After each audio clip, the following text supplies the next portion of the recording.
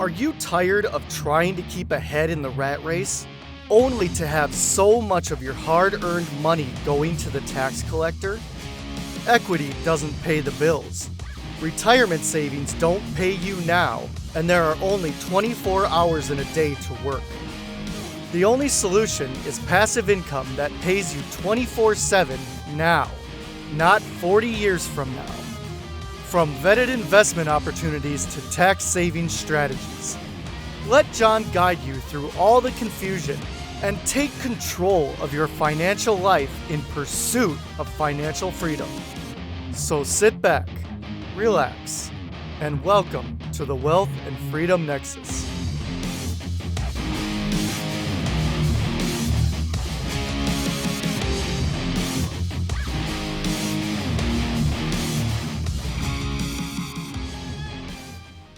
This show is brought to you today by Lightbulb Podcasting.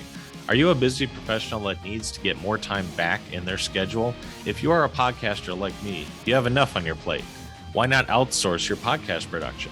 From editing, show notes, keywords, scheduling, volume balancing, and editing, and creating audiograms, podcast production is another job in and of itself.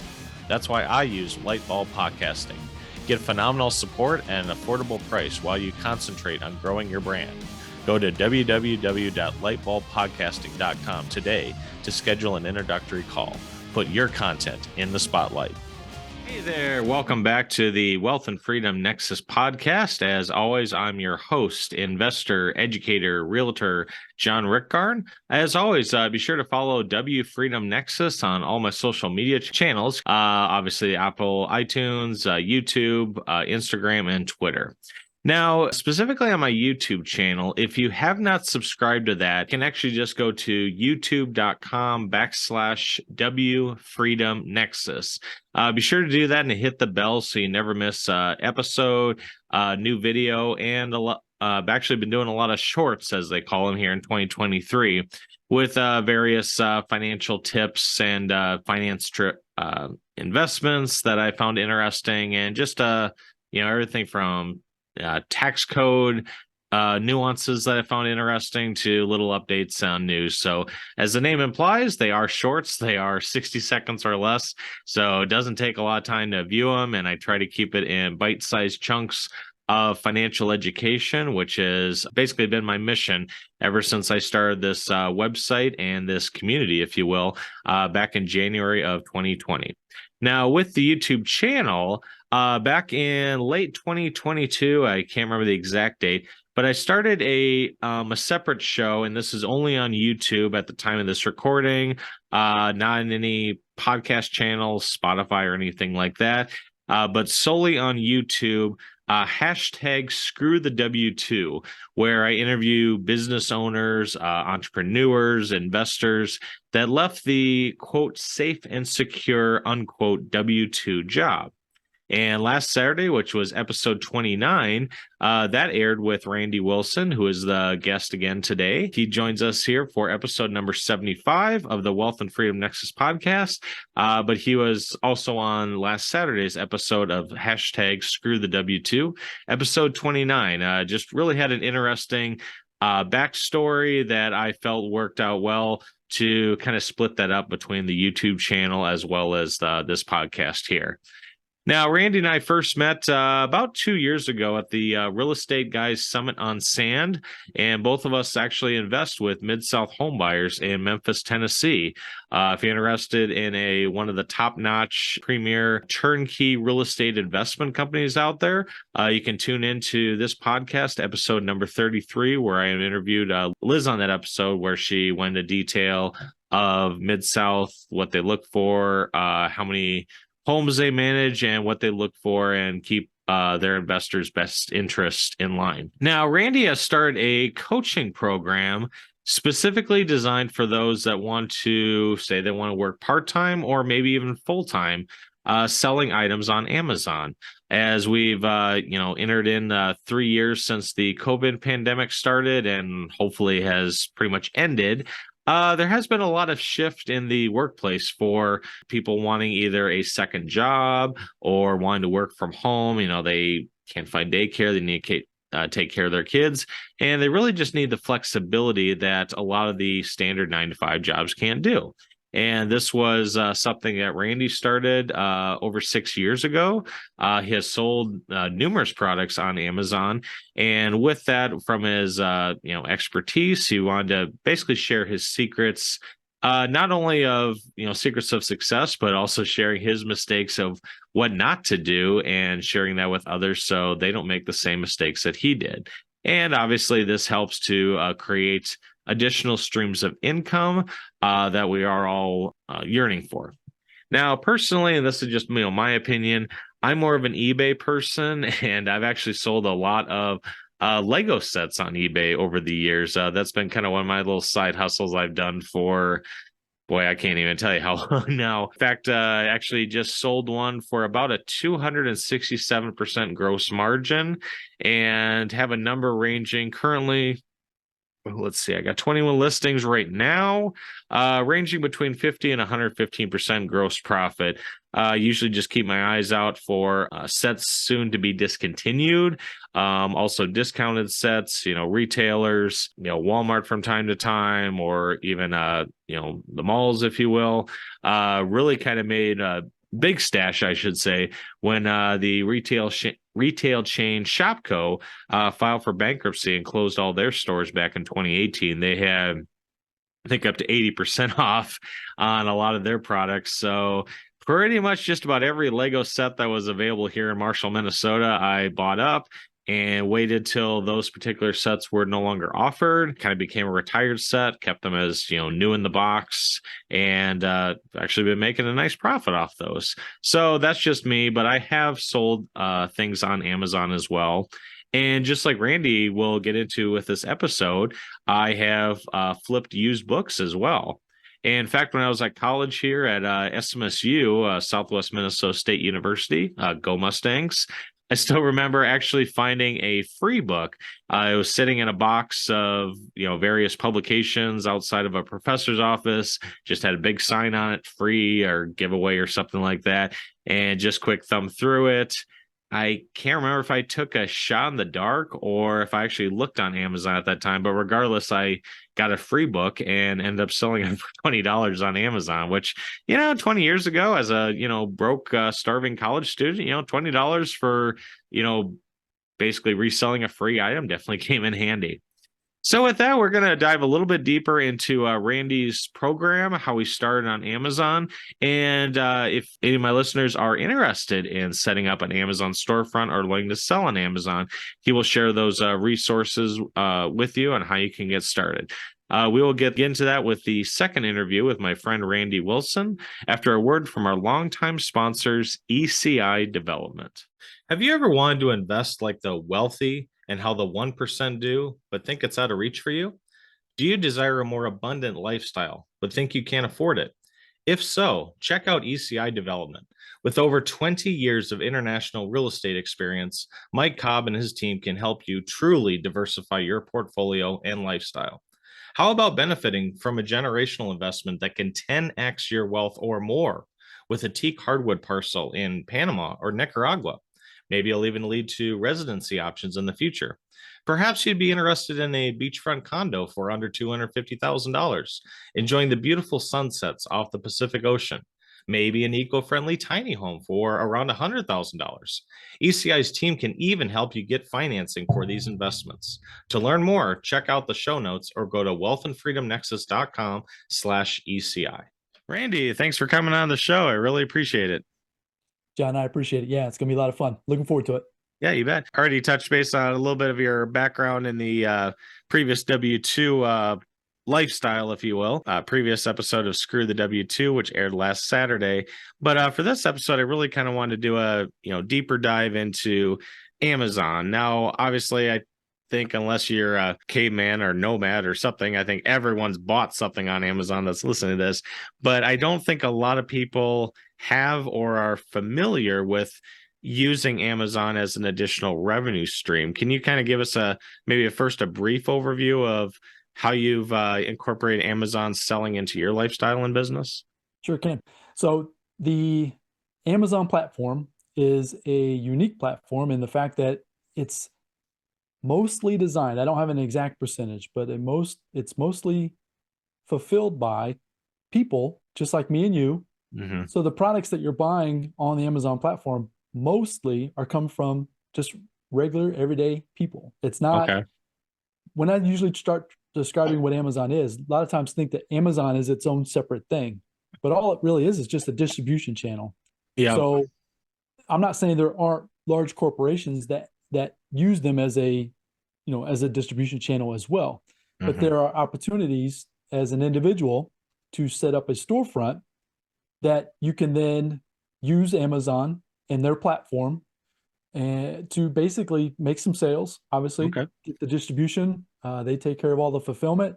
But that's probably the biggest takeaway from the very beginning when I start talking to folks is having the realization that it's people just like, for the vast majority, it's people just like you and me that use Mhm. the platform as a distribution channel, right? Okay. Finding products that people want. Amazon takes care of the fulfillment, gets it to the consumer. They take care of all the transactions, all the customer service, Okay. and obviously you just take a little bit of a percentage spread at the end of the Sure. day. Okay. So maybe probably the easiest way is like if you wanted to start it, I mean, essentially it's a business you're starting, but instead of ground floor, everything from scratch, it's, hey, let me utilize or leverage Amazon/Jeff Bezos, 25, 26 years of experience, their global supply chain and network versus starting from scratch. Would that be correct? 100%. So yeah, Okay. it's a matter of, I'm a systems and processes guy. And so I don't necessarily need to go create the wheel. I don't need to go Sure. figure out how the logistics of getting an item from where I'm at in Indiana to you in Minnesota or anything Mhm. else for that matter. All I need to do is find, like you said, Jeff has already put all the processes, systems. He's got all those little gray vans driving all over the city, Yeah. right? I don't need to figure that part of it out. Yes, he takes a percentage of my sales, but at the end of the day, it allows me not to have to work 24/7, 365, worrying about those things either. There is definitely work to be done, and I do that work. But at the end of the day, he takes care of a lot of the what I call back end things that if you were to set up a retail outlet from the Mhm. from the beginning, from scratch, he's already done a lot of the legwork that I don't need to reinvent that and just participate. And like I said, he takes a percentage. I mean, Sure. there's no doubt. But at the end of the day, it's well worth it, All in my right. opinion. Yep. No, it makes sense. So now with obviously a storefront, and I mean, we don't have to get in the details of 13.65% of all sales are apparel. So you should concentrate on that, or profit margins are better in this category versus that. But just in general, if someone was to set up a storefront, sell, whatever, their own stuff or resell other stuff, what typically are like the costs to start this? And are there any other barriers to entry to worry about? When you're first getting started, Amazon, you go through the same process of setting up your storefront. Okay. At the very beginning, you're called gated in certain categories. You don't have Okay. access to every single category available known to man on Okay. the platform. Reason being is that Amazon wants to make sure that you're going to be a legitimate seller, right? They want Okay. to make sure their sole purpose, and they tell us all the time in emails and that type of thing, they want to make sure that the consumer is getting a fantastic experience at the end of the day. Sure. So they want to make sure that a new seller is going to perform and do those things for the consumer. So they'll test you at the beginning, right? You have access to a few categories where Okay. you're going to go through a few transactions, get a few reviews, you know what I mean? Just make sure that you're not going to be delivering a bad experience. Sure. Once you do that for a while, I don't have a dead set time frame because sometimes it can be a couple months, sometimes it's a few months. It just depends. But they will then begin opening up different categories to you, which then allows you then to tap into more opportunities Okay. within the catalog with what I call the Amazon catalog, right? And there's millions and millions of ASINs is what they're called. That's the SKU. That's what an ASIN is, an Amazon term. Oh, So okay. each listing is called an ASIN. And I mean, as you mentioned, every one of us, I would assume at this point, has probably purchased something on Amazon. Yep. And there's just every single one of those is a possible potential, profit maker for you if you know what Okay. you're looking for. Sure. Okay. No, that makes sense. And then as far as like I mean, I've seen, gurus, talk up like spend $10,000 up front for a storefront. And obviously some of these are overseas where they take your money and run. For what you're talking about, I'm assuming more of the upfront cost is really just the, wholesale cost of your inventory. It's not like you have to pay Amazon $5,000 up front. Is that correct? Yeah, that's correct. So Amazon is going to charge you $40 a month to use their platform. That's what they call a professional seller. Now they've got a free version which they charge you per unit. But if you're going to take it serious, I recommend just do the $40 a month, and it gives you full access to what they call their back-end platform is called Seller Central. So Seller Central, you get access to that platform through the $40 a month. Okay. Yes, you're going to have some inventory, and that really depends on what you're comfortable spending. Sure. When I got started, I started with about $500, and this was back in 2017. I started off reselling used books. Okay. So we had local bookstores that would have a discount section that I would go find books that I could buy for a nickel, not a nickel, but let's say 25 cents to $1, and flip those books from anywhere from $15 to $100. It just kind of depends on the demand on the book. And that was my initial investment, and I haven't had to I wouldn't say that I have never ever put money back into it, but I've snowballed it from there. Okay. There are pieces of software that I recommend to start with, and there are a couple of those, actually 3 of those. One's a free Chrome extension, and the other 2 run about $100 per year. Okay. So you're looking at about $100 per year in software to start. Obviously, there's other pieces you can add that we're going to add to your cost, but that's not really until you get kind of a flow and get some products moving, right? So then your business is going to just tack on different pieces that's going to make your life better or easier, I should say. And then the $40 a month. So that ends up just short of $500. $250, even round up to $500. Pretty low key investment. Use their platform. So yeah, and then you're going to have some supplies, bags. You have a scale. Just normal stuff, tape. Just basic supplies that you would have if you're, just imagine packing and shipping it off to Amazon. So, And now when you say that shipping off to Amazon, so like if you, Randy, are the seller, I, John, am the buyer, you're not selling it directly to me. You ship it to Amazon. Amazon then ships it to me. Is that correct? That's absolutely correct. So they have 2 options. They have what's called the FBM, which is fulfilled by merchant, which is kind of what I call the eBay model, which means that you would be the person sending it. Like if you bought it from me, FBM, I then would take that order and ship it to you. I personally use the FBA, which is fulfilled by Amazon. So all of my inventory gets shipped into their warehouses, all those warehouses you see on every corner of the interstate, right? That's where my products are. And when the transaction takes place, they handle the transaction. They take care of the fulfillment. They get it to the consumer. Yes. So they take care of all of that for me. So my job is to get it from my location to their location and let them kind of handle it in the back end. Okay. Makes sense. Yeah. And again, just leveraging and utilizing all their expertise and systems as well, too. So, yep, 100%. All right. So, no, you've obviously trained and kind of coached some people on how to do this, how to start this. When did you start the, move from doing this yourself to coaching others? And how many people have you trained / coach year to date, or to date, I should say? Yeah. Great question. I really started doing that coming back home, actually from the summit on sand where we met. Yeah. All right. That was what, 2020? 2021, June of 2021. So, So earlier this last year, so my first student happened basically January of 2022. Okay.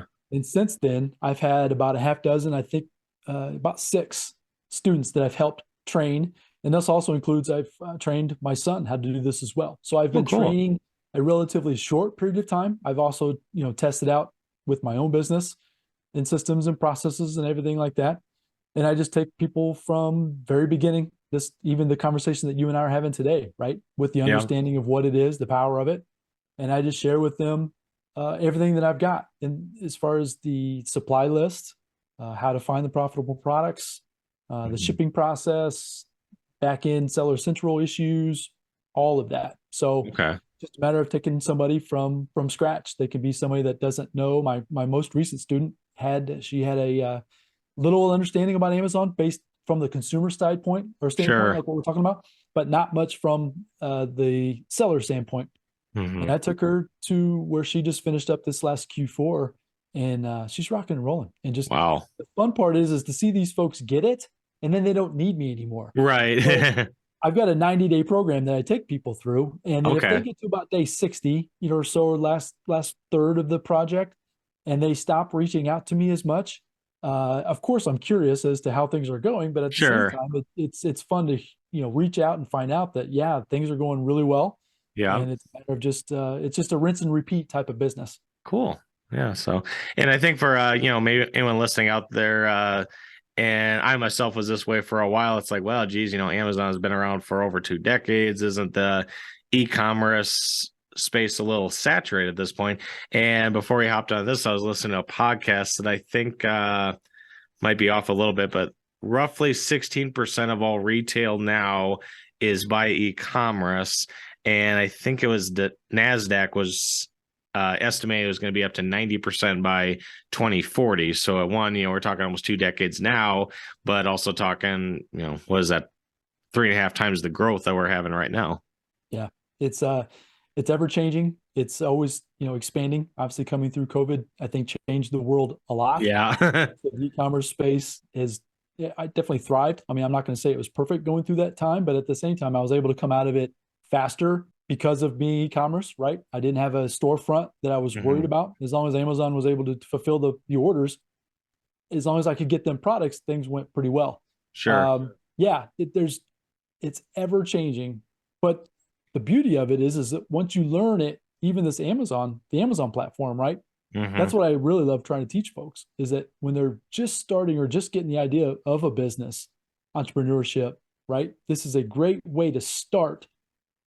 Relatively little bit of capital up front, but you start learning how to make money versus what I call earn money. I think people get that confused, right? When they're talking about their job, they go talk about making money at work. Well, to me, that's earning money. Whereas with this, you learn how to actually see opportunities and make money. So you spend $1 and you get $1.40 back or $2 back. You know what I mean? And if you can just do that over and over and over, really the sky's the limit, because then you can scale that, right? You can, so that, this small opportunity can turn into a big opportunity, and you just snowball that idea. So that's what I love about it the most. Yeah, no, and I like that too. And obviously, just with anything, you can make the most out of it if you want, and sell one product, sell 10,000 products, whatever. At a job, we all have 24 hours in a day. There's no way we can get 40 hours in a day. And at a job, your best bet is ask for a raise or work some extra hours. Well, here you just sell more and put more systems in place. So more passive income and more systems put in place. Yeah, it's I call it simple but not easy. There is work, right? Right. So it's a very simple process. Once you get it, you get it. But at the same time, if you're not willing to there's still work. So if you're willing to do the work, like I said, I mentioned it earlier, I was doing something separate, like through the first portion of my day, and then I was doing what I do now, the latter part of my day. And so then I was able to then just, like you said, just keep adding on, building systems, processes, to the point where then that became my number one. And then I was able to let the other side hustle that I was kind of working on, I kind of let that go by the wayside. Okay. So it was just a matter of testing. You test small, you don't test big. Right. You don't ever have multiple thousands of dollars, like you mentioned, that's not even in this world of what I'm talking about. You might have a few $100s at risk. Yeah. Once you get confident, you might have a few $1,000 or a few $1,000s of inventory, but you're confident about that inventory because you've gone through the processes, right? Exactly. You've vetted those items, and you can make decisions based on data. So the data is what you make decisions on, but not on your gut, not on what you think is going to do well, but what the data tells you is going to do well. Yeah, no, it makes sense. So, and now maybe, obviously, I'm sure you're familiar with the gurus and ads I've seen where, wire us $30,000 to the Philippines and we'll put this, put to Amazon store, you'll make all this money, yada, yada. But realistically, what have you seen, between yourself, your students, or maybe even people in your, networking circle, kind of like the low end, like Susie makes $300 a month that helps subsidize her tuition at college, all the way to, hey, John Smith is killing and making $10,000 a month. What have you seen from low to high end?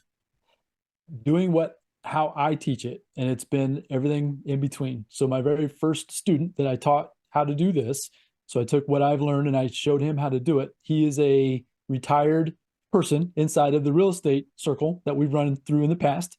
Okay. And he wanted something that he could do relatively part-time, Sure. from home, to subsidize a little bit of some income, right? He was looking for a few hundred to a thousand or two a month is kind of what his goal was. Okay. But he doesn't want more than that. He's not Sure. looking to scale it up to some multiple thousand, hundreds of thousands of dollars of a business. He just wanted something simple. Okay. And I was able to show him how to do that. He started with me last January, about a year ago. And Okay. by the time we got into February, March, he was in the process to the point where then by middle of the year, he was doing really well. So he was making a few extra $100 a month, working probably 15, 20 hours a week doing that with his wife. So it's him and his wife. They go out and do the activities required to acquire the inventory, and then they pack and ship from the house and everything like that. The young lady that I just finished up, I mentioned her a few moments ago. She's probably been another one of my star students. She started from scratch, just had heard about the Amazon opportunity, she's probably in her mid-20s, so she's just getting the itch of entrepreneurship, business, investments, that kind of thing, which is perfect. This is where, when she came on board, I was loving it. So she started obviously from zero. She joined me right at the beginning of October, and Q4, which is the fourth quarter, is the prime time for Amazon and retail. Sure. Yeah. She came in. I set a goal for the people to find 30 profitable products to test in 30 days. That's my initial goal. She found 60 plus in like 2 weeks. I mean, she was like, wow. In. And it's like, I was so proud of her, and I still am. She's just killing it. My point is that she was able to ramp up relatively fast. Now, this has only been 3 months, so it's not as big as it's going to be. And she was doing it all by herself. Wow. She wasn't getting much help from her husband because he was still working his job. Sure. She still has a job as well. But the sky's the limit for her. She can start putting in some processes, hiring some folks to help her. She could get tens, 20, 30, 40, 50,000 in sales per month. Wow. Which is about the height that I got my business to at its height about 12 months ago. Okay. So I started out my first month, I did about, when I was testing out how I do things now, I tested it out. I got to about $1,100 in sales. These are just top line sales, right? Sure. So we can talk about margins and that kind of thing. But then I went from 1,100 to 2,500 up to 6,000. And this is increments in months, right? So as I was getting started, 6, and then I went to 11. And then I started to crack the 20. So I got up to like close to 18 or 19,000 in sales. And then I was pretty consistent getting into the 20s. So 20 to 30,000 in sales was a good solid sales month for me at the height. And then I brought my wife home, hired my daughters to help me. There again, you can start stacking on some processes and systems to obviously scale it. And then a Q4, it wasn't this last year, it was the year previous. I did a couple of months there, right around 50,000 in sales. Wow. Okay. Yeah. Cool. That was the height of my business. So, well, it's just kind of nice to obviously know a range, and, a lot of the gurus out there is like, oh yeah, you're guaranteed to get $50,000 a month. It's like, well, if you put in the work, and maybe, I mean, just because Usain Bolt can run a mile in 3.5 minutes or whatever it is, doesn't mean I can. That's been my experience. So as people have realized or learned that I my Amazon experience, right? So then I get asked all the time because they've been pitched these deals. And unfortunately, I've met a couple of folks that have bought into those deals. And I have not heard of one that is working. Yeah. Now, it's not that I haven't heard that they're not making some sales, meaning like very little from what I understand. Yeah, it's unfortunate because Amazon is it's tricky. But there again, it's simple, but it's not easy. Not easy. Yep. But if you get the proper training, then you're willing to put in the effort, the sky's the limit. You can then take it and bolt on different things, do different. Yeah, really, once you learn the platform, learn to use the system. And if you're a systems person and you're willing to hire and help, have some people help you, yeah, the sky's the limit. It doesn't these guys that are selling these pie in the sky programs, you know, give me Yep. grand and we're going to guarantee you a passive income of XYZ. I would caution folks. That's all I'm Right. going to say. I can't tell Yep. you what to do or what not to do. I would just Yep. take that. If it sounds too good to be true on this experience, from my experience that I've learned, it Yeah. probably is. Yeah. No, makes sense. And now maybe, you know, just high level, and obviously every, you know, product is different. Some have higher margins, some have lower margins, but maybe just as a, I don't know, ballpark across the board. You know, you mentioned the $20,000 gross sales. You had mentioned that when you're building it up, after all your expenses, stocking, etc., what does that come down to, like a net amount that would hit your bank account at that level? Sure. So I was doing, as I reached the 20,000 in sales, I was doing most of that by myself. That was about maximum I could do by myself. Okay. And as I started to go above that is when I started to bring on some staff and I paid them hourly Gotcha. wages and that kind of thing, right? So my margins is going to sound from a percentage point smaller as my sales got higher because of different wages and different Sure. costs and that kind of thing.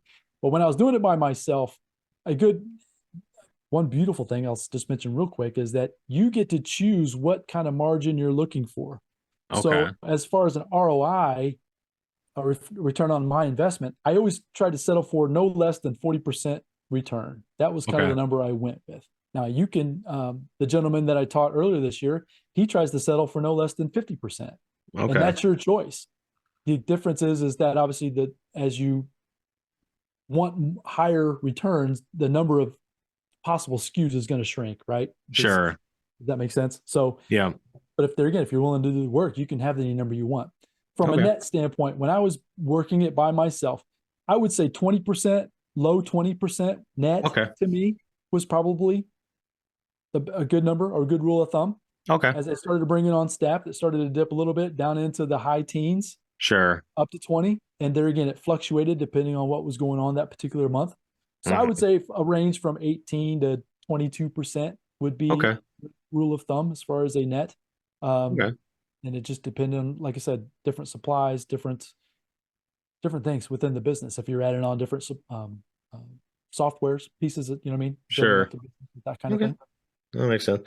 Yeah. So rough numbers, that even 10,000 gross a month equates to roughly 2,000 net spendable cash, if you want to call it that. Yep. So then you just decide how much you want to roll back into inventory, right? Because you're going to have an ongoing inventory cost. But yeah, you can obviously then begin starting to use some of that for yourself as well. This business has every advantage as any other brick and mortar business, right? So I got the home office expense. I was able to track mileage. All my equipment was depreciated. This computer I'm talking to you on was part of that of the business. You know what I mean? It's all of the normal things that a business owner would have, an Amazon business has as well. So all the software pieces that you use. So it's very advantageous for sure. As Robert Kiyosaki always said, you know, business owners get to earn money, spend, pay taxes on what's left. If you're an employee, we earn money or make money, whatever euphemism you want to make, pay taxes, and then we get to spend what's left over, and we can complain, you know, till our faces are blue how unfair that is. But hey, you know, you might not be the next Jeff Bezos, but you can just utilize the tech code just like he did. So exactly. And that's exactly what I've tried to do, right? Find these guys and gals that are doing those things and just try to tag along, right? Just try to piggyback off of what they've created. Real estate's the same way, right? It's like the Mid-South opportunity we've talked about. Right. As I mentioned, I know how to do real estate. I can tear a house down to its studs, and you know, I'm not an electrician or a plumber, but I can do basics, right? I know what I'm looking at. But why wouldn't I just partner with them down there in Memphis, have them do all of that hard work, and then obviously then I just take a little bit of a chunk at the end of the day. That's my philosophy.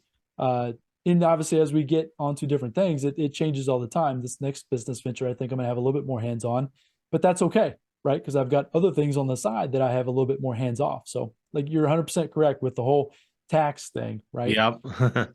Those things I didn't know. I wasn't aware of those things. Well, we're not taught them in school. No, we're taught maybe to balance a checkbook. super passionate about sharing that with folks. And so I appreciate you even mentioning that, because that's once you learn just basic things like that, you might hear that right now and go in like, what? What did they do?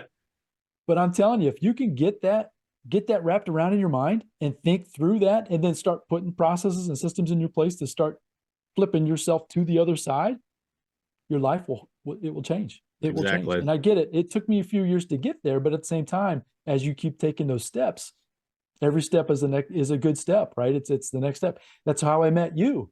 That's why we're having this conversation, right? So it's a lot of fun. Yeah, you bet. And for those listening too, if you're a first-time listener, you're wondering, wait, what's this Mid-South home buyers? What's this real estate they're talking about? Feel free to check out episode number 33. I actually had Liz Nolan as a guest where we talked about the Mid-South and their markets they operate in and their processes as well. So little hint, nudge, download, knock up those download numbers for me. That'd be greatly appreciated. So, but Randy, want to, thank you again for taking the time out of your schedule for meeting with me. As we close this out, if anyone's interested in, learning more about you, reaching out, or maybe even starting this 90-day program, like you mentioned, what's the best way to connect with you? 2 ways is probably the best. Instagram, you can follow me on Instagram. It's branded everything at Randy Wilson Online. So Randy Wilson Online on Instagram would be my handle there. Okay. You can also search for me on LinkedIn, Randy Wilson. I think it's Randy Wilson Online there as well. Okay. But an email to me would also be a great place at randy@randywilsononline.com. Okay. You can email me there. My website is Randy Wilson Online. On there, I have a short form you can fill out to schedule a call. So if you can just remember Randy Wilson Online and start tapping that into some kind of a search bar, you should be able to find me pretty quick. And let's have a discussion. Let's figure out what your goals are, and let's see if we can't help you start building some income streams into your life. And who knows? Sounds good. Find some freedom, right? Find some freedom. Yeah, exactly. So, all right. Easy enough. RandyWilsonOnline.com. Otherwise, for all of you listening, driving on the treadmill, whatever, I'll have all these on a clickable format in the show notes. So, Randy, again, it's been a pleasure to touch base with you again, and wish you the best of success in your business ventures. Definitely appreciate it, John. Yeah, it's been a blast. Thanks. Thank you for listening. Be sure to share, rate, review, and subscribe on your favorite podcast platform. For more updates, check out www.wealthandfreedomnexus.com. Remember, nothing on this show should be considered tax, legal, investment, or professional advice. This show is produced solely for educational and informational purposes. Please consult an appropriate and licensed tax, legal, real estate, or business professional for specific advice for your situation. For distribution or publication rights or media interviews, please contact the host.